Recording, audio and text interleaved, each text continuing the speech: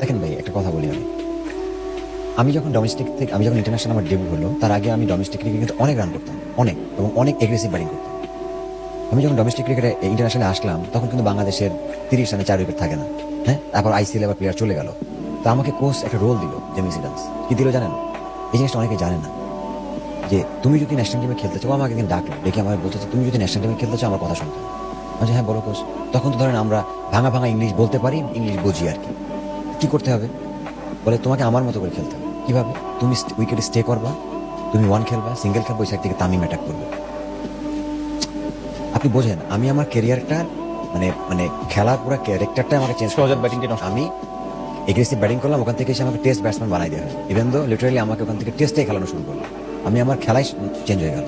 তারপরে যখন দেখলাম যে না, এই ফর্মেটে থাকলে আমার আর ওয়ানডে খেলা হবে না, এরপর উনি চলে গেল। জেমি সিডান্সের সময় কিন্তু আমি অনেক ভালো খেলা শুরু করলাম লাস্টের দিকে। যখন উনি চলে গেল, তখন স্টুয়ার্ট ল আসলো। স্টুয়ার্ট ল তার থিঙ্কিং ডিফারেন্ট। তার থিঙ্কিং কি? তামিমের মতো তোমার খেলতে হবে। ভাই আমি তো ওভারনাইট চেঞ্জ করতে পারবো না।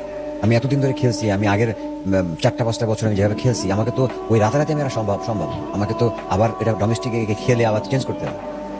তখন আমি জিম্বাবুয়ে সিরিজে গেলাম। জিম্বাবুয়ে সিরিজে গিয়ে ওইটা আমি অ্যাপ্লাই করতে গেলাম। ও যেভাবে খেলতে চাই, ও চাই, সাকসেস হয় নাই, এসে বাদ পড়ে গেলাম, অনেকদিন বাদ পড়লাম।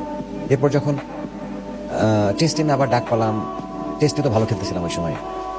আমাকে হাতুরি সিং যখন আসলো, হাতুরি সিং আমাকে বলল যে তুমি যদি আমার আন্ডারে ওয়ানডে ক্রিকেট খেলতে চাও, তো তোমার স্ট্রাইক রেট ডেফিনেটলি 90+ রাখতে হবে, নাহলে আমি তোমার এগ্রেসিভ মেন্টালিটি থাকতে হবে। উনি তো ওনার জায়গাতে ঠিক আছে। তা আমি বললাম, কোচ আমি কিভাবে করবো? I can't change my batting style over night, give me a solution, otherwise I can't do. বলছে যে তখন আমাকে প্র্যাকটিসে নিয়ে গেল, কিছু কিছু টেকনিক্যালি বা কিছু কিছু জিনিস আমাকে দেখালো, মেন্টাল কিছু আমাকে বললো যে এইভাবে তুমি মাইন্ডসেট করলে তুমি খেলবো। এক্স্যাক্টলি আমি 1 মাস ভাবে ট্রেনিং করলাম। 2015 থেকে 2019 পর্যন্ত, 18 পর্যন্ত আমি যেন ন্যাশনাল ওয়ানডে খেলেছি। আপনি আমার স্ট্রাইক রেটটা দেখেন কত ছিল। সেই সময় আপনার বেশি সাকসেস ছিল। মোর দ্যান 90-এর উপরে। কারণ আমি তখন আমার রোলটা আমি বুঝতে পেরেছিলাম যে আমি কিভাবে খেলবো। আপনি যখন ন্যাশনাল টিমে আপনার রোলটা না বুঝবেন, তো আমার ক্যারিয়ারে আমার রোলটাই আসলে বুঝি নাই। যখন ওয়ানডে খেলা শুরু করছি, তখন টেস্ট প্লেয়ার বানাই দিচ্ছে। যখন টেস্টের নামছি, তখন টেস্টের থেকে তো মনে করেন আরো টেস্ট প্লেয়ার হয়ে গেছি। আবার যখন ওয়ানডেতে আসছি, হ্যাঁ, তখন আবার রোল চেঞ্জ করতে হয়েছে। সো এই যে সুইচ করা, এই করতে করতে কিন্তু ক্যারিয়ার অর্ধেক শেষ। সো এই জিনিসগুলো ভেরি ভেরি ইম্পর্টেন্ট। এই জন্য হচ্ছে যে যারা ওই দায়িত্বে থাকেন, একটা প্লেয়ারকে নিবে বা তাকে ক্লিয়ার মেসেজ দিবে,